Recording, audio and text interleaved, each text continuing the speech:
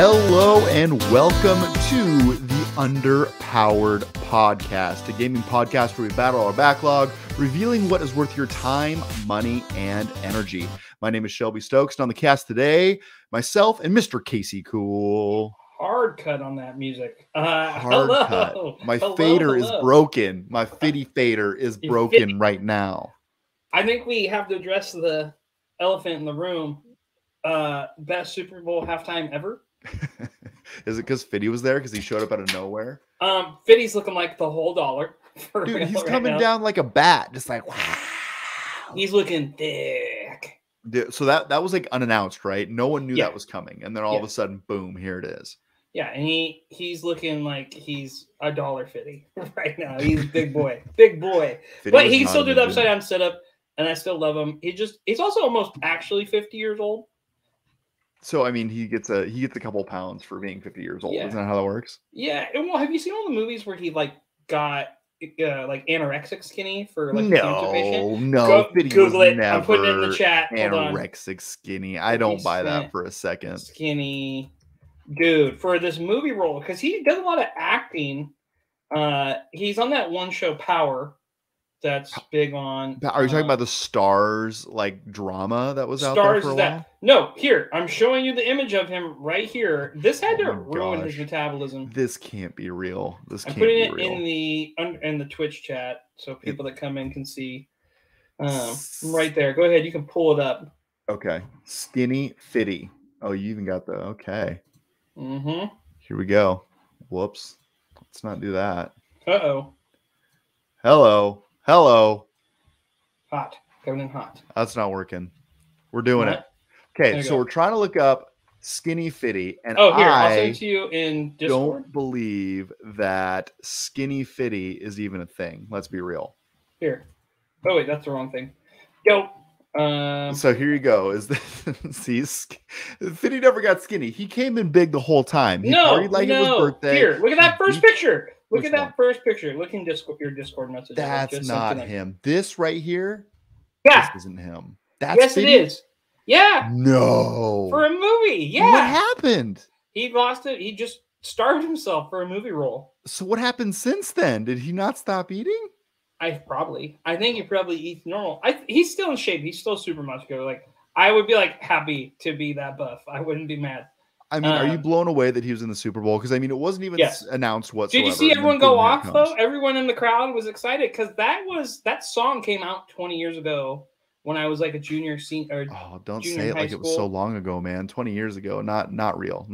Yeah, came out actually about 2003, 2004. So like all the olds celebrated for. That's us. We're the olds. Yes, now. I need to tell you, we're the olds. We're like, old. And then Eminem comes in and plays like one song, and you're like, that song, really? You chose that song of all the songs? Like it was kind of sad. Well, he didn't get it's not sad. I think you're missing the point. Those were all songs that Dre produced. No, I completely understand that, but also like that's the Eminem song you go with is like "Lose Yourself." Come on, you could do so much better. That was. I was like, I think they should just let him do more. Forgot about Dre. I think we all would have been happier about that. Did Dre launch Mary J. Blige's career? Because it feels like she was just there. I don't know, and I was thinking that the other day. Do you think the execs were just like, okay, we got to round this out. We got to get somebody that's not hardcore rap. Let's just grab somebody. Oh, here's Mary J. Blige. She's on the bench. She hasn't been doing anything. She did work on Family Affair. She has some stuff according to them. Yeah, Coffee Bean and the Memory of Tupac on the piano. When they came in with that Tupac track, I was like, give me the holographic Tupac. Oh my god, that's my favorite meme. My favorite meme was. It's the guys from Pawn Stars going, you want a holographic Tupac? Best thing to do is upside down 50 Cent. That was like, we'll take it. Dude, that would have been mind-blowing, though. Like, bring him in. And then, like, Kendrick Lamar was there. Like, what was Kendrick Lamar doing? He's from LA. I know, but that's totally not his jam. Like, he is not big enough for the Super. He's not mainstream enough to be Super Bowl material.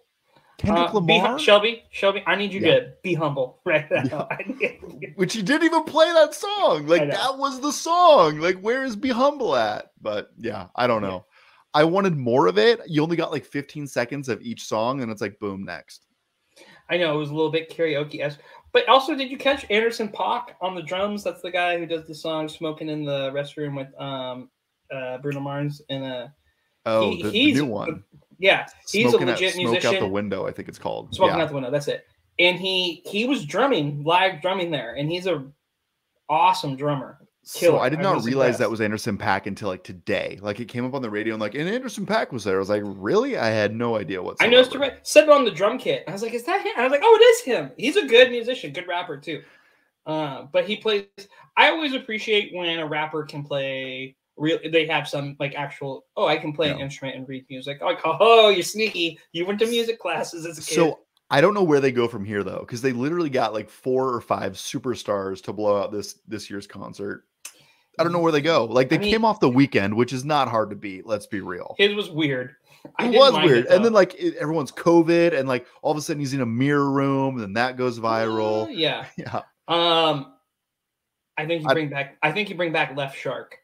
Left Shark? Yeah. I think TLC should headline next year's concert. Isn't one of them dead? I don't know. I was getting Left Eye's dead, brother. It's just TNC now. It's just TNC? Yeah, she died years ago. You're talking about Left Eye. Left Eye went down. It was like a plane crash, right?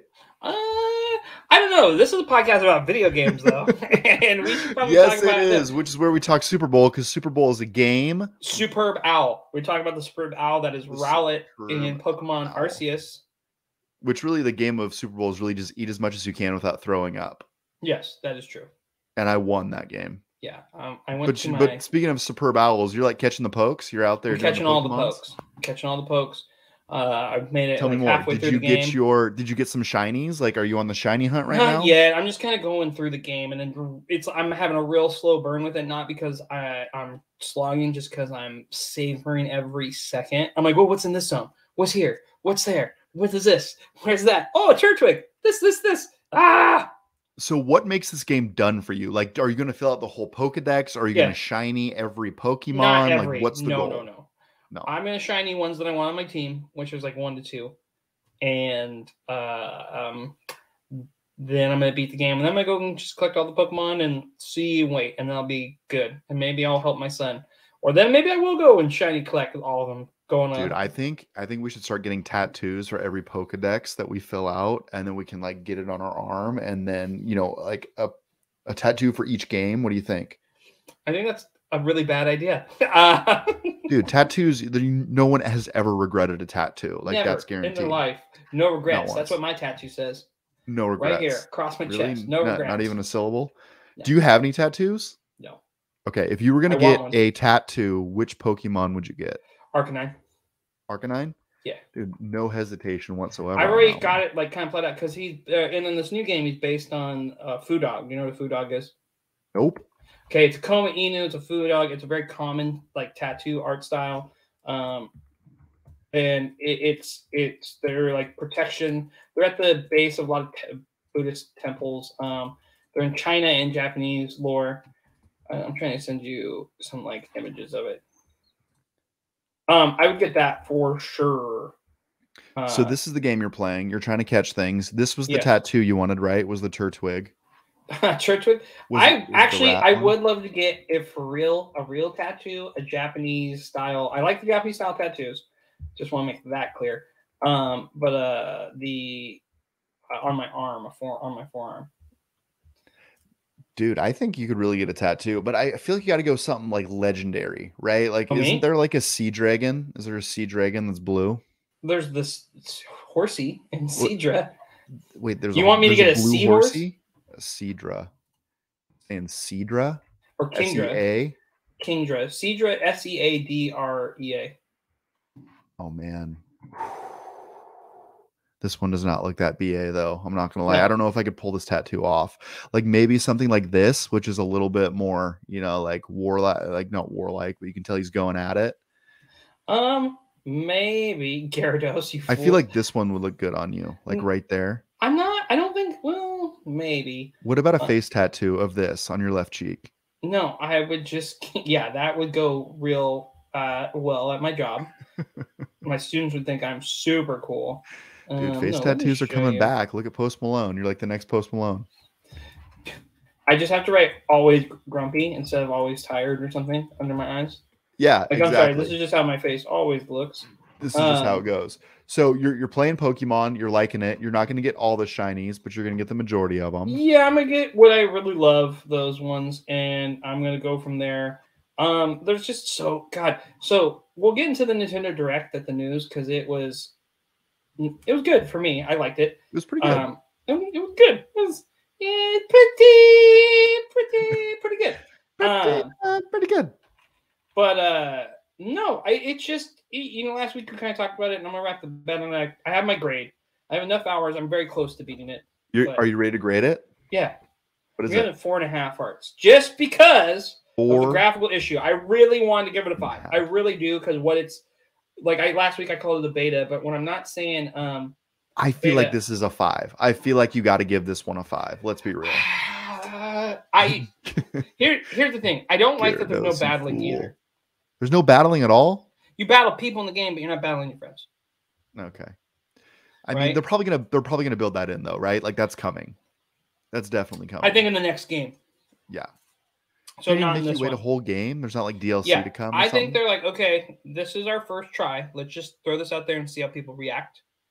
We think we have something, and they have something. They have something really good and really good hooking, and they just need to polish the open world aspect.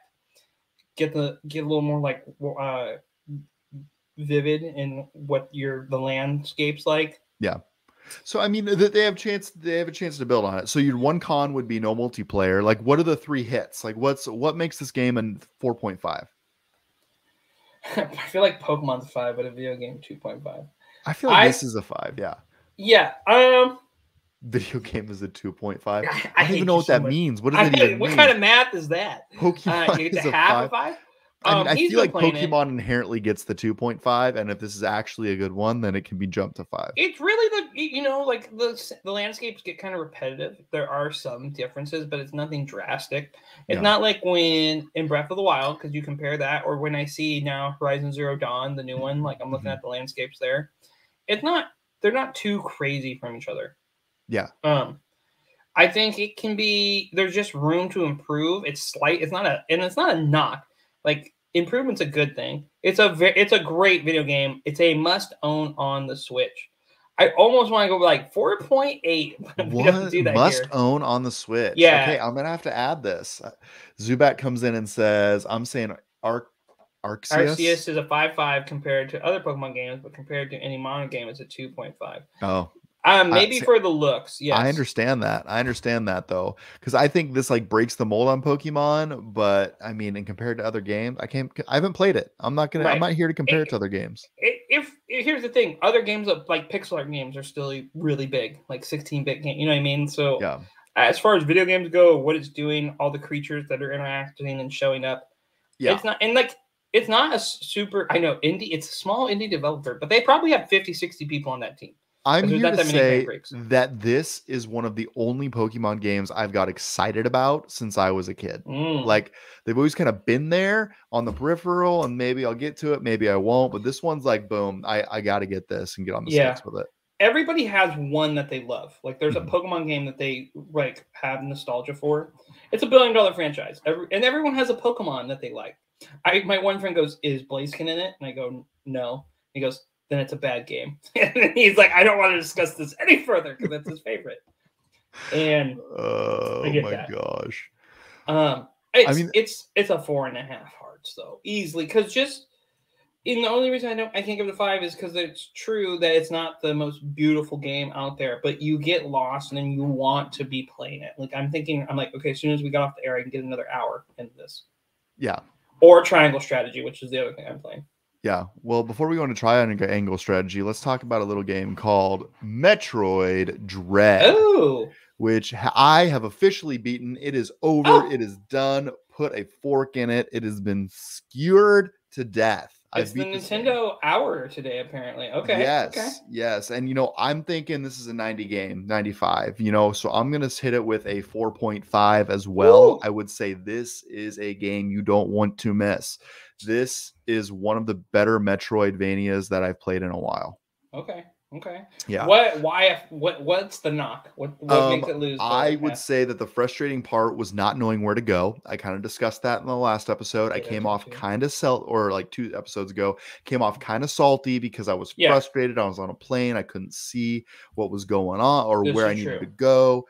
So that would be the knock. I think the combat in this game is phenomenal. The movement is great. I played with broken Joy-Cons and still enjoyed it. The boss battles, very difficult, but when you beat that boss on that final run, it's like bliss. It's like, I did it. Yes. Like that feeling washes over you. The game is brutal and mean, especially in the beginning. But I think what it does, and the reason it's been on my mind, is it starts you off in a place where you are very underpowered and the enemies you're bumping up against are kind of a pain in the neck, right? Like you're having to maneuver around them and make sure you don't get hit by them, et cetera, et cetera. Then you run into those Emmys, which are one-hit kills. So it really inspires like a fear or, as the title says, dread, right? You feel like you are very well undermatched in comparison to everything else. And as you make your way through the game and you get those upgrades, you get more and more powerful. And then at the end, you just feel like a BA, like you are rolling through this level. Nothing can touch you. You're mowing people down in a moment's notice.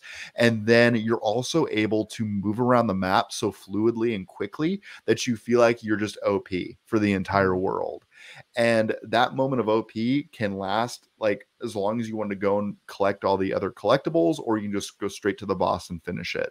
And the boss battle at the end, very difficult, but once you get it down, it's awesome. It's muscle memory. All pattern recognition, which I appreciate about those games. It's just like, okay, what's the thing? There it is.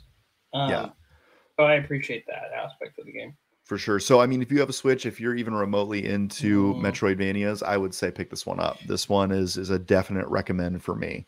It's hard because today on Twitter, I was looking around. Nadia Oxford, who we had on from Axe of the Blood God, she put this link to this video, and it's the funniest thing. So, like, she's kneeling in a corner, and when you kneel in the corner, this tornado picks her up, and then on the next screen goes, little did she know if she didn't stand in the character, like it breaks the fourth wall. If you didn't stand in this corner for 10 seconds, you wouldn't have died. Like the tornado wouldn't have come. This is in Metroid? No, this is a Metroidvania that is hot right now. Wait, huh? I don't understand. So this is another Metroidvania that you're talking about. Yes, it's the new hotness right now. I mean, we got to talk about it. Metroidvania March is coming up, which is just a couple weeks away.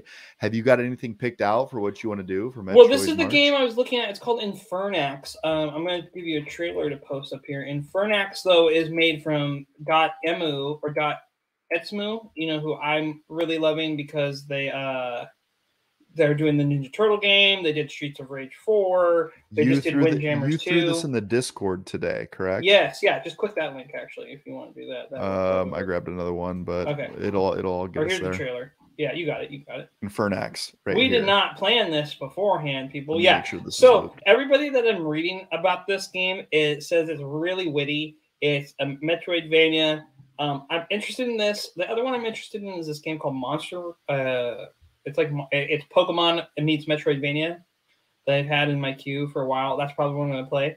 But Triangle Strategy comes out next month, but this game looks super funny. Whoops. It breaks the fourth wall. It's rad pixel art. It kind of gives me some Shovel Knight feels. It's Berserker Studios and this other team called the Arcade Joint. Arcade Crew. That's what it is. An Arcade Crew. Shout out to them. Are you watching a live play? What is this video? Let's see. This looks like a 17-minute video, so this might be a live play. We might get in trouble for this one, but oh well. Hey, if we skip around enough, right? Yeah, it's got clear Metroid videos. Here, I'll pull up the other one. Yeah. Oh, get in trouble for that person. But yeah, so from what I saw, it looked like a 2D fighter, which is pretty cool. 2D Metroidvania, yeah, like the old school ones. The other thing I bought on a whim, Shelby, is Bloodstained Ritual of the Night. There's a 16-bit version. It's a different game. It's not like the weird one you played. What? Yeah. I have that, and there's 2 of them.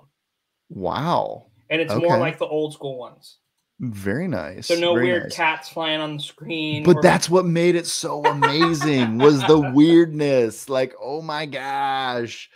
That game was so much fun. You'd like walk in and see a weird cat and you're like, okay, this is what I'm here for. I'm here to party. Let's make this happen.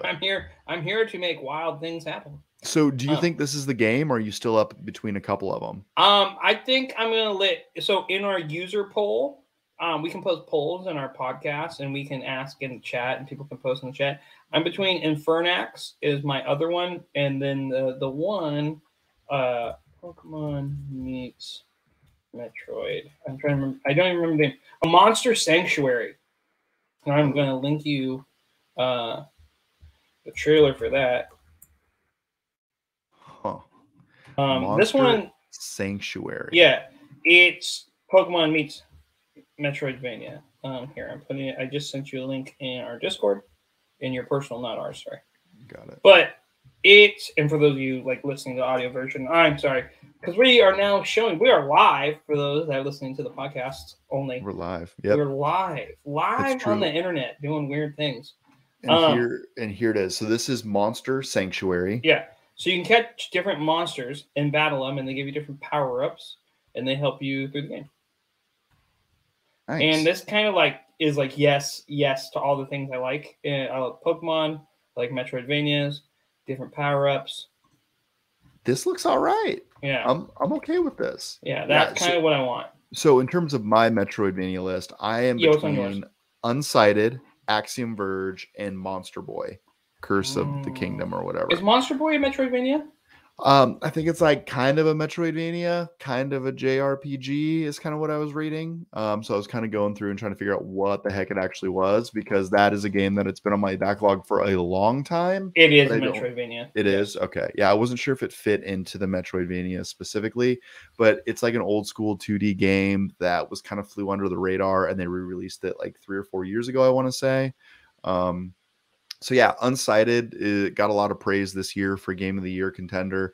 We saw it on a few lists, and then Axiom Verge obviously is just one that I want to play. And you were really high on it a couple months ago or whatever it was. I'm Snoop Dogg at the Super Bowl show on it. That's how high I am on that game. So high. The reason that people watch the Super Bowl right there.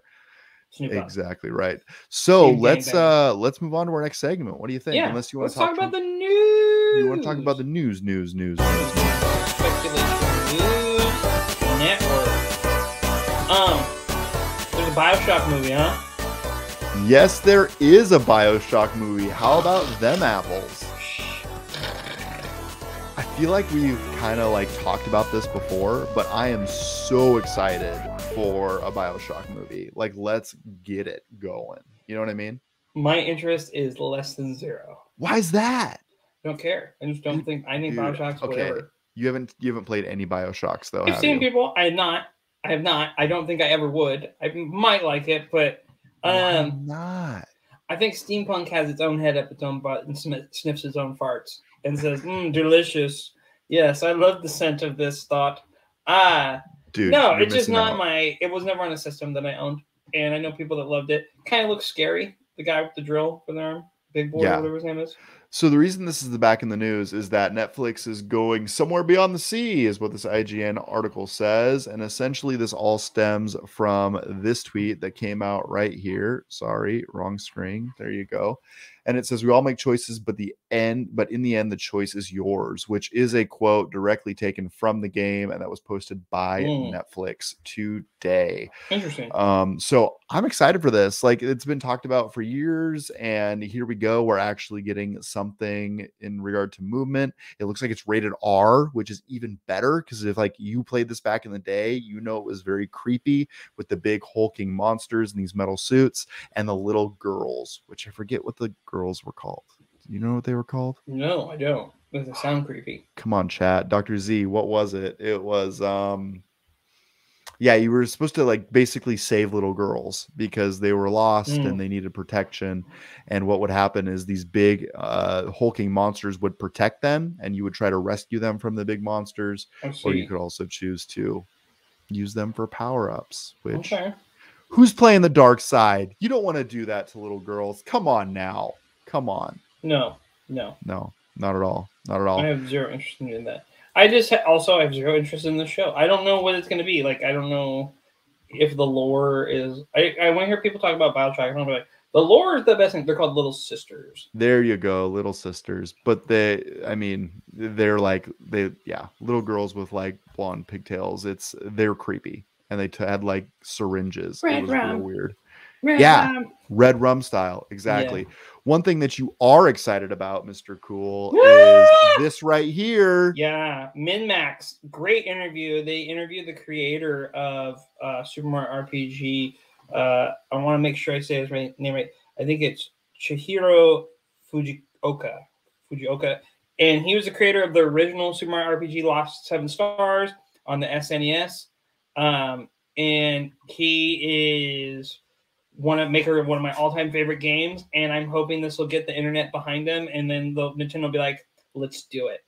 But Nintendo doesn't listen to the internet ever, because we'd have Mother 3. When they announced exactly those two, what I was gonna say. Nintendo doesn't care at all. They're like, yeah, whatever. We're gonna do what we want. Like, sure. But I thought it was cool. This guy's like, hey, I want to make another Mario JRPG and then retire. Like, just let me do my thing. Good for him. Dr. Z is totally on it. He said Little Sisters. Yes, I think that's right, Dr. Z may or may not have beat you to it. No, I read the chat. I said, thank you, Dr. Z. Sorry. Oh, you were ahead of the game. Yeah. But yeah, I mean, Super Mario RPG 2, sure, why not? I'm game for that. Did you play the first one? I mean, sure. Not in your memory bank. I don't hold it on the pedestal. I'm not like, this is the greatest game ever created, which a lot of people kind of think that way. Can we talk about Kirby being a car? Because you keep going up to that in the Nintendo Direct. Yes. So I like this new let's power just up. hop over to the Nintendo Direct. I posted a meme in our Discord of Kirby eating the initial D, which is a great anime manga about drift cars, eating that, and it's high art in my mind. Okay, so Nintendo Sports Switch, great. And I saw, speaking of your Joy-Cons and Switch, you sent your Joy-Cons in. How hard was that process? My Joy-Cons are in, and it's literally like sign up. It feels like it's not real, because the site is like a repair.joycon.com, and you're like, okay, is this like a real thing? And sure enough, I printed off the labels, taped it to a bag, and said, buy Joy-Cons, buy. So I'm hoping. Did you go through UPS? I did, yeah. I dropped it at a local UPS. I want to do that. I've been talking about it for a year. I have too, and I've been putting up with it, and Metroid was finally the game. They're like, okay, this was so close to ruining the experience for me. I have to make this right. I'm getting the Hori Joypads next, just because I know that's the Nintendo dads. Shout outs to Nintendo dads. Swear by it. Great podcast if you want some Nintendo stuff. And they can make really cool custom ones. So that'd be the next thing. But the Nintendo Sports Switch, I sent that to my dad because he played the golf on the Wii for hours. And so I know, and he has a Switch. The Nintendo Sports Switch. So let's talk about it. There's a couple of things here in this Nintendo Direct. Strikers, Mario Strikers. You've heard of it? Yes, I'm so pumped for that, dude. You can, and it's gonna have online battle. I want to start an underpowered team. I've talked to Nintendo dads about it. When the game launches in June, there will be a league, and we can have a team and battle, and we'll be like, it's gonna keep our records. Like, I'm down. Dude, I'm totally game for that. I used to love Sega Soccer Slam back in the day, which I totally thought was Mario. Like, I had one of those mandala effects where I was like, this is definitely the game I'm thinking of. Turns out no, it was not. Dude, right. I played a ton of Mega Man Soccer. Oh, and I don't know if you remember, we went on that one quiz show that they never got the recording because they didn't record it right. And I knew that as an answer. Dude, I'm glad that thing never aired, because you like nailed me to the wall on that trivia. That was garbage. It was my Slumdog Millionaire. You cheated. You cheated. I did not. But yes, I played so much. No, I played so much Mega Man Soccer, and I'm very excited for that. So you get to pick characters. I'm calling dibs on Donkey Kong right now. Dude, you're going DK? He's going to be big and slow. Yeah, I want to play defender. I don't want to be up there. You're going to be the goalie? That's just going to be the thing? No, the goalies are set. That's the other thing. I don't know if you noticed that. The goalies are the like middle-level bad guys in Mario 3D World. If they're not the football players from... The Charge and Chucks? Yeah. No, they're big Koopas. Oh, fail. Charge and Chuck all day. Where did they... Charge and Chuck is a bro, and he thinks soccer's for sissies. Dude, didn't they have like multiple versions? They had like football guy and like baseball guy, didn't they? He's football and baseball. That's it. And soccer. It's like, come on, just have him change an outfit. You're fine. Okay, give him soccer cleats. Just give or him give soccer. him shin guards. They also had some more on Splatoon 3. It looked like there was a horde mode in that. Yeah. Have they always had a horde mode? Am I out of touch? I've never played any Splatoon, and I've had no interest to play. Okay, Splatoon you talked about Kirby in the car. Yes, that Kirby looks good. I mean, it's time for some new Kirby. And my son's excited for that game. He wants that. MLB The Show. I'm really hoping Nintendo EA is like, fine, here's Madden. The big one was they left Earthbound and Earthbound Beginnings on their online store. Then Triangle is anybody going to play that? I mean, I should probably. Yes, everybody that wants to play Earthbound will play it that way now because if they have a Switch, they can sit and do it. Blind spot. So before this, it was kind of hard to play Earthbound. Is that fair?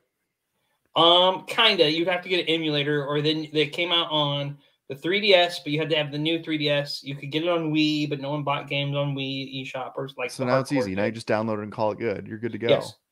The other thing was Triangle Strategy dropped its trailer and said, "Hey, here's the demo, and you can play the first 3 chapters, which is about 5 to 6 hours."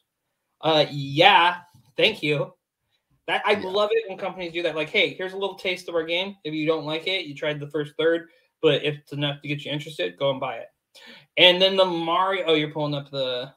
I didn't like that one. I didn't like that article. Okay. It wasn't flashy enough. Dude, the Mario Kart DLC for Mario Kart 8. Yeah. I love that. And Nintendo Life's great. You could type in Nintendo Life. Are you a robot? No, I'm not a robot, but I am going to leave your page. Mario Kart. So I was like, that's a lot of So how many in the current Mario Kart 8, how many stages do you think there are? I don't know, but isn't it going to ramp up to be like 94? There's currently 48. There's currently 48. And they're adding another 48. It's going to be 96. They're adding that many courses? It's another game worth of courses. Like, people don't realize that. I hope they do a couple characters along the way. That'd be kind of fun, too. I am so excited for this because I upgraded to the big package to Switch Online. Anything else that they can do beside like what they've already done with Mario Kart? That Mario Kart 8 is a really good like version of Mario Kart. It's clean racing. It's fun. Here's one thing you could do. You should be able to turn off blue shells. Ooh, no. Blue shells will live forever. That's blue shells are the worst part of the game. Like, Ash made it. Yeah. Ash Fathom's made it. I can't stand it. I can't stand the blue shells. I'm excited though, but the 48 is another game. So that was exciting. Triangle Strategy, very exciting. And then Fire Emblem. Yeah, Dr. Zubat shared my sentiment with this. I'm like, oh, cool, because I only saw the picture. I'm like, oh, a new Fire Emblem? And then I'm like, wait a second. It's like, clean my glasses. I see warriors. I'm like, garbage. No, that's not what I want. I want regular old Fire Emblem. Then there's some classic JRPG. This is huge switch for Nintendo Direct for JRPG players. There's one that's a remake of Chrono Cross. I don't know why they didn't do Chrono Trigger. Unless they're going to give Chrono Trigger that 2.5 treatment that Octopath has. Mm-hmm. And then I love Chrono Trigger. Great soundtrack. Interesting game. I know. I was ready for more Fire Emblem. I just want a new Fire Emblem on the Switch. Dude, I know. I know you love your Fire Emblem so much. You really do. Doctor in the chat.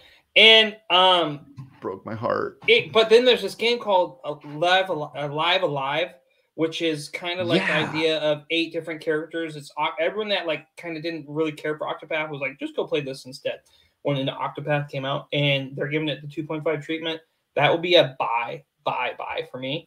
Dude, this game looks so cool. I've never heard of this game. Like, it popped up. I'm like, oh, what the heck is this? You like go through different eras? Like, that's crazy. Each one has a story, like the cowboy, the ninja, the samurai. Like, it's a little bit JRPG. I don't know how their lives affect each other. And I watched something today. I saw something. It's like a 20-hour game. No joke. Yeah, I mean, I'm getting at 20 hours. Let's get it. I mean, that's like a Red Dead. Red Dead original was about 20 hours if you just went straight through. Yeah, I mean, I was just kind of blown away by the art style and how different they look. And the fact that I had never heard of it, I was like, wait, this is different games, the same game. Once I realized it was the same game, I'm like, yep, I'm in. Here's the thing. People have been clamoring for it. This game only came out in Japan. So if you wanted to play a ROM version, it had to be like patched with the English translation. So this is the first time it's ever coming to the US. And they spruce it up because they're also doing this 2.5. That's what they're calling that, the Octopath treatment to Dragon Warrior 3. And people are really excited for that. Just do this for Chrono Trigger. If they do that, it'll make $1 million. Like, here you go. I don't know how they haven't. I mean, there has to be some legal mumbo jumbo that they're trying to get around. That's all there is to it. Yeah. This game looks dope. Live Alive. I'm ready to see it. I'm ready to see more of that. I think we've hit all this news. It feels like.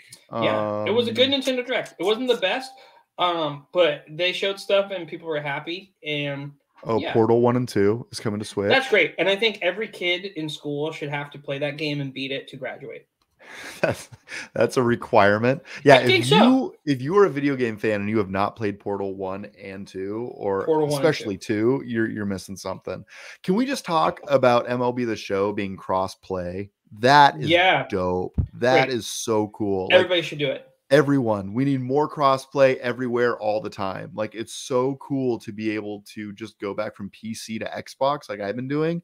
Playing against your friends, if you're on a Switch and they're on another console, is just like, yes, please make that happen all over the place. Well, I think that was my complaint with Streets of Rage. I hope the Ninja Turtles game will be cross-play. I will say that this game, the Disney racing game, I did not see that coming at all. I didn't even notice that trailer. I'm going to be honest with you. I'm like, what? What are you talking about? So if you're listening to the podcast audibly, then what you're not seeing is that all these Disney characters are thrown into this kart racer. And we're talking like Captain Jack Sparrow. I saw Mulan is in this, which Mulan's kind of a deep cut. Like, if you're going to the top 10 Disney characters, Mulan is up there. What are you talking about? That live action Mulan is not top 10. Dude, not top 10. What's the Christina Aguilera song? Genie in a Bottle? No, she sings the Mulan song. I'll Make a Man Out of You? No, that's good. I've heard a heavy metal band covering that. It was pretty solid. So the biggest shock to this Disney racer for Reflections. That sounds and she sang it again for the 2020 live action version. So I'm just blown away that this thing is free to play, but maybe I shouldn't be. It's free to play. It's cool. Free to play. Like, smart. I mean, I'm sure there'll be like microtransactions. Of course. Now I'm somewhat interested. Now I might download it and try it. I mean, I'm more in awe that it's even a thing. Which, by the way, if you're in our Discord today, you saw Wreck-It Ralph in there. I don't know, Dr. Z. He may or may not. But the Chip and Dale's trailer dropped today. Okay. Which I know what you're thinking. If you haven't watched the trailer, you're like, why would I see a Chip and Dale's show in 2022? Because Chip and Dale's Rescue Rangers is the best 90s cartoon from that afternoon pack of it's way better than Tailspin, way better than Darkwing Duck. Ooh, Tailspin's a bit better good. Than DuckTales. Tailspin, I don't know, man. Does not hold a candle to the Rescue Rangers. That was the best song. Rescue Rangers, Chip and Dale crushes. I don't know, man. I don't know. I have to say that I never thought I could get as excited as I was when I watched that trailer today. Whole bunch of comedic actors are Andy playing Samberg roles. And John Mulaney are Chip and Dale. Which John Mulaney, I freaking would watch him do anything. I think he's hilarious. Can we pull up a trailer? I think we can play like a trailer. I don't know. Maybe can we play a trailer? I mean, without the audio. Okay, let's do it. For those not watching. So what's interesting about it? It's a live mix of CGI animation and old school, like Roger Rabbit. And Roger Rabbit's in there. Yeah. Yes, he is in there. It was wild. So I will be watching this. I'm a huge Chip and Dale Rescue Ranger. This was my come home first grade or second grade. This actually show ran for like 4 seasons. You don't need to make up stories. You still go home and watch this. I watched it with my son during COVID when we got Disney Plus. I was like, oh, Rescue Rangers on here. Sit down, be quiet. And then, okay, really quick. Did you catch the Paula Abdul and the cat? Definitely did not. But when I did watch this trailer, I noticed they're pulling from a ton of different universes. Yeah. So they're basically doing Doctor Strange and the Rescue Rangers of Madness is essentially what they're doing. I love that there's a CGI chipmunk and then a hand-drawn cel-shaded chipmunk. I like that they're breaking the barrier there. It's really, listen, as an art style, this is really cool. And they could do some really wild stuff. I think they just have to you know how Spider-Verse has the really heavy style when you watch it? It goes hard. They could go hard into this, and I like that it's the Lonely Island guys doing this. Yeah. Right? So isn't Lonely Island known for music? Isn't that their shtick? Yeah, but they were sketch writers too on SNL. So my favorite part of this trailer is like the last 30 seconds. They totally start like taking swipes at, I don't even know what you would call this, late Oh, 80s. this is like early. No, this is mid to late 90s when CGI was there, but it wasn't great. Yeah. It's like, I'm looking at you in the eyes. Like he was talking about. But there's like a scene where they're totally dishing on cats, like right here. Yeah, you right remember there. that Yeah, Cats movie that was creepy as all get out? Yeah. Yes. So that looks good. That was not a part of the Nintendo Direct, but they talked about Cuphead DLC, more Assassin's Creed coming to the Switch, Kingdom Hearts, which who cares? But the Nintendo Direct was pretty darn good this get around. Yeah. And when do they do those quarterly? Like we're gonna see another one soon, I'm sure. I think we'll see one in May. What's up? Wolf Live said, "What's up?" I think we would get one, not till E3. Not till E3. Yeah. I mean, it is already February, and what is E3 anymore? That's true. It's Summer Games, and actually, wait, they don't do anything for E3. They'll do it before E3 and be like, haha. Like, dude, will they do it on the Jeff Keighley show? The game Summer Games of Bonanza. I don't remember the name of the Jeff Keighley hour in the summer, but yes. The Jeff Keighley hour. Okay, so now we are going to go into a new segment that I completely made up, but I've been talking about with Casey for a while, and it is called Rolling Back the Clock.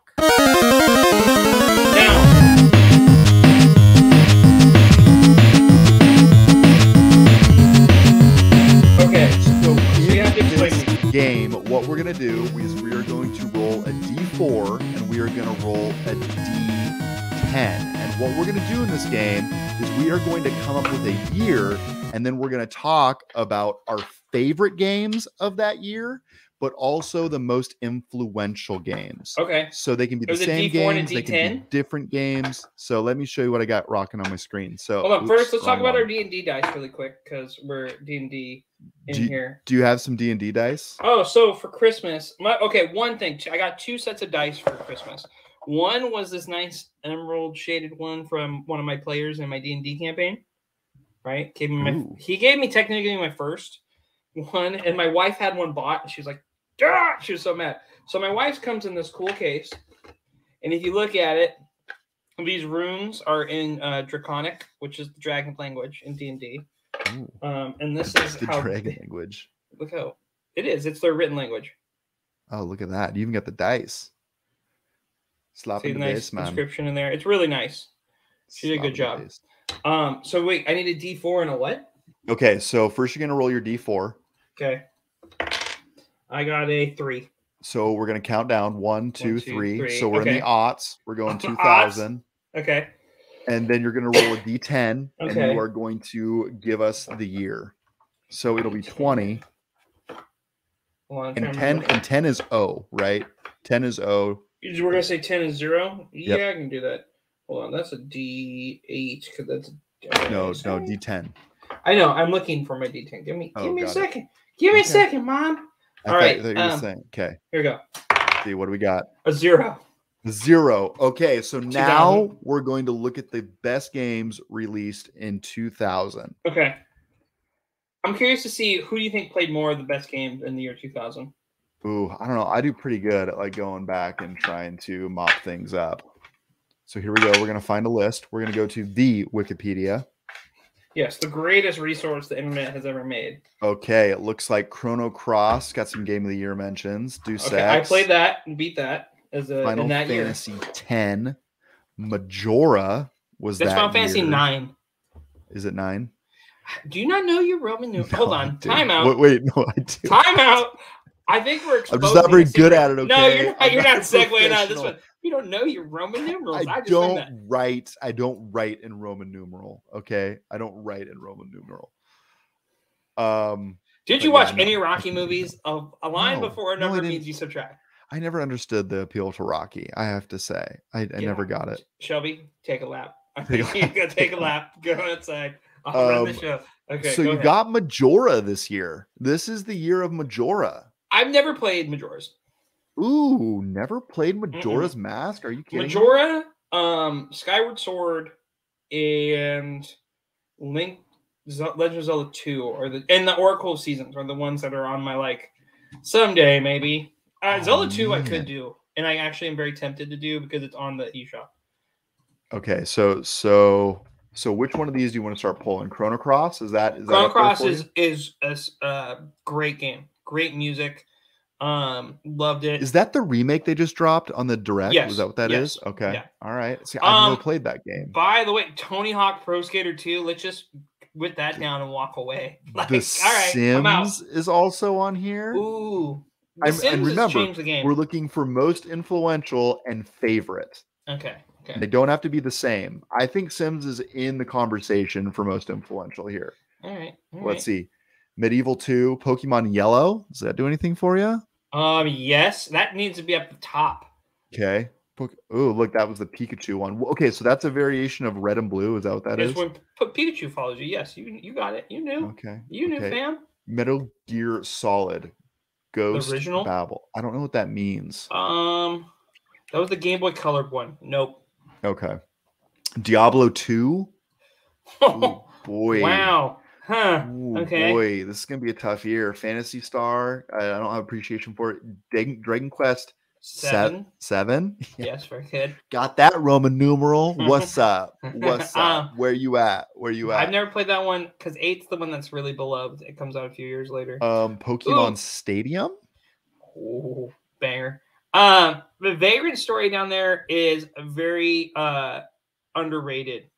By the way, it's a action RPG that not enough people talk about. I just want to give it its flowers. Flowers of Vagrant Story, great game. That if you want to play an old retro, if you want to play a true PS1 game that's polished really well, Vagrant Story. Yeah, I've never played it. Typing of the Dead. Okay, all right. I definitely played Dreamcast. Get that out of here. That's nowhere on this list. Wait, Dreamcast. No. Where'd you see that? It says it right next to it. Typing of the Dead's not on there? Is that what you're saying? No, Typing of the Dead's on the Dreamcast. That's what it says. It says next to the system, and you go up. See? Oh, no. You see that? That's how I read that. Oh, no. That's a nightmare. Like, what was the keyboard about when it came to the Dreamcast? I didn't ever own a Dreamcast. I had a friend who had one. Power Stone's tight, and then Sonic the Hedgehogs were good. Everything else, not great. Doo-doo. Perfect Dark right here. Ooh. Perfect Dark is better than GoldenEye, and I will not afraid to say it. Wow. Fighting words. True. Words. Baldur's Gate 2. Yeah, it was a good game. Jet Set Radio. That one got love after. Like, that was like the album that came out that no one noticed, and then the band became popular later. You know what I mean? Yeah. Paper Mario. Paper Mario. That's gotta be we gotta discuss that one. I remember having my buddy John Novi come over for sleepovers, and he had a Game Shark, and we hacked that to beat that super fast. Great game. Is that right? Yeah. SSX. The original? No. Oh yeah, because PlayStation 2 came out. No wait. Yeah. Yeah. 93% on this is the Metacritic listing. Yeah, no, SSX belongs on there because if you had a PS2 and an early adopter, you had SSX. Tricky. Sims, Dead or Alive 2, Virtual Tennis, Banjo Tooie, which Donkey Kong Country. Oh, that's for the Game Boy. Spyro, Year of the Dragon came out. I wonder if that's the first one. PlayStation. Yeah, I wonder if. Or no, that's not the first one because it's PlayStation 2 year. Yeah. Okay. Dead or Alive. Mario Tennis, Donkey Kong Country. Okay, really quick. Dr. Zubat talked a lot of trash to me about how good he was. Oh, that's Mario Tennis on Game Boy Color. But him and a buddy hyped up their prowess when we were in young school about how good they were at Mario Tennis, and my buddy and I smoked them. Ooh, you hear that, Dr. Z's fighting words? Brody's SSX was fire. Yes, SSX was He's trying to divert your attention. No, he said that before. He said that before. That's what made me notice. I was like, wait, Mario Tennis. Sure. WWF SmackDown 2. You and JJ Solomon versus me and Crow at Crow's Nest. I have a vivid memory, and I'm saying it to him. Are you saying because Dr. Z says I don't remember that at all? Yeah, I'm gonna feed him the memory, and he got aced. But yeah, you will remember this. So this is kind of cool. It breaks it down by best-selling consoles. You got Sony, Nintendo's in the second. I think we're good there, right? We got the games. Okay. Yeah, I mean, unless there's any more here, but so we're talking most influential. So yeah, so most influential and then just That's overall favorite. And I think we're pretty well good on this list. Okay. For most influential, you have to say probably Tony Hawk. Wait, when did Counter-Strike come out? No, Counter-Strike came out in like This is Tony Hawk 2, though. I don't really know that Tony Hawk 2 is as influential as the original. Oh, is CS that year too? Oh, it is. Yeah, that needs to be at the top of the list right now. Good call. Good call. This has got to be on that list. And he was dead weight. You're right. Good call, Ash. Yeah, Counter-Strike, well done. yeah, that is very influential because it's still played today, and it's probably the most not competitive, but most next to Dota, one of the most lucrative esports still. Dude, I mean, for actually, you to say, I think esports lived. I think Counter-Strike is the most influential game from 2000. Easily. I think you're right. Like hands down, this becomes the most influential. I don't like shooters, but I like Counter-Strike. That tells you something. I think that this is the most, I mean, it's got to be. It's a game that's still being played today. And here we are 22 years later. There's not any games on this list that have the online community unless they've been rebooted, except for CS. Yeah. Of course, CS has been revitalized multiple times. CSGO.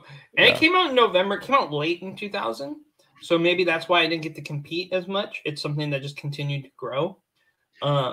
Yeah, and also say, this is our first time doing this, so if there's a better list we could be looking at, and there probably is. Good.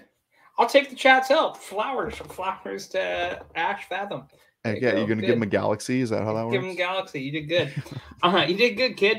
You did good, kid. Okay, so most influential. I agree with you. It's got to be CS. I mean, Majora did some pretty cool stuff. Tony Hawk did good on innovating the series. I think The Sims did some crazy stuff. The Sims would probably be our number 2 most innovative. FF9. What about Final Fantasy 9 now? Final Fantasy 9 was on the list. Final Fantasy 9 is my favorite of the PlayStation 1 Final Fantasies because it's like their original. Huge FF9 fan. Yeah. That's my favorite. That's your favorite? Yeah, over Pokemon Yellow. Pokemon Yellow doesn't age. Like, you want to play better Pokemon. When I bought FF9 for my Switch. What about Paper Mario? Does that work in here? No. It's been so long since I played Paper Mario. It's still not. Are we talking personal favorites? My personal favorite. Yeah, no, this is your personal. Yeah, exactly. Yeah. Your personal favorite is 9. But my most influential is easily Counter-Strike. It's easily. 9 solid all the way around. Great storytelling, great characters, iterates job classes. Everybody has like a special ability. You can build on it. It's like. And also the conductor, the music in it's great. Oh, awesome. And then it's and then you get Final Fantasy X, which best thing about that is Blitzball. Well, 9 is still like revered as one of the best by a lot of people. 9, 6, and 7, like by the hardcores, are the ones that usually like. All right, when you hear that, those are the ones that people love the most. The real hardcores love Final Fantasy Tactics. Yeah, and I think on my list, I got to go with this gem right here. Diablo 2 is by far my favorite of this year. I poured so many hours into Diablo 2. And you could play like online, which was very novel at that time, and like get into other people's worlds and try to take on bosses. Do you remember the there is no cow level cheat that you would drop? Yeah. Dude, I played the heck out of Diablo 2. See what I did there, Casey? I see. You played the heck out of Diablo because they're in hell. Yes, exactly. Spoiler alert for Diablo. Jeez Louise. It's a place. It's not really a bad word. My buddy Doug, he used to stream, was a Diablo 2 streamer. Is that right? Yeah, and he was getting people to watch him. Oh, Crash Bash. Crash Bandit what's Crash Bash? No, Crash came out in 1998. Is that right? Crash Bash. Is that Crash Bandit? What is Crash Bash? I don't know what that is. I think he rolled his face on the keyboard. Crash Bash 2000. Crash Bash. It's the bad Crash racing game. Get out of here. Get. Hey, young man, listen. Go take a lap. Wait, was that the one where you could like get the nitros and hit the green boxes and blow up? I think so. Yeah, I remember the best racing game. If you want to know the best racing game from the PlayStation 1 era, is It's the Road Rash, and they need to bring that back. Dude, so like after playing Mario Kart back in the day, like everything else just paled in comparison. There was that camp of people that loved Diddy Kong racing and then the Crash racing, and I was just like, nah, I'll play Mario or not. Like that's kind of how that goes. That's a kart racer to beat all kart racers. Yeah. So that's it. That is our recap of 2020. Wait, what's your favorite? Diablo 2. Oh, Diablo 2. Yeah. Yep. And then wait, okay. Did you have LAN parties for Diablo 2? Ooh, no. Well, I think I went to one LAN party. It was like a birthday party for somebody that year, and we all went over and played for one night. But for the most part, I played over the modem with my neighbor that was like 4 houses down. What class were you? What class? I want to say Druid. Were you a druid back then?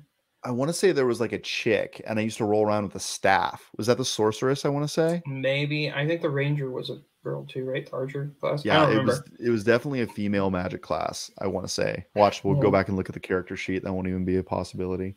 I figure it was a druid because you like to play druid in D&D. I mean, you know, druids are fun. That was my WoW character. I was a druid for days. Yeah. You know, when I think of you D&D, to be honest, and I want to revisit D&D at some point with you, because you need to come to my campaign, I see you as like a paladin or a rogue. Something that uses charisma, or a sorcerer or a warlock. Something that uses just charisma. Dude, the thing about rogues is like I always find them so boring. Like I feel like I'm constantly sneaking up and waiting, and like, yeah, I don't know, I'm not crazy. I mean, you can't be, or you could be like a Jack Sparrow, go full pirate, and not be a sneaky guy, and just be a sword fighter. Actually, you're a bard. You should be a bard. There's a Toss a coin to your witcher, oh valley of plenty. Yeah, for sure. Yeah, but hey, we are going to wrap this week's podcast. Thank you all for joining us here today.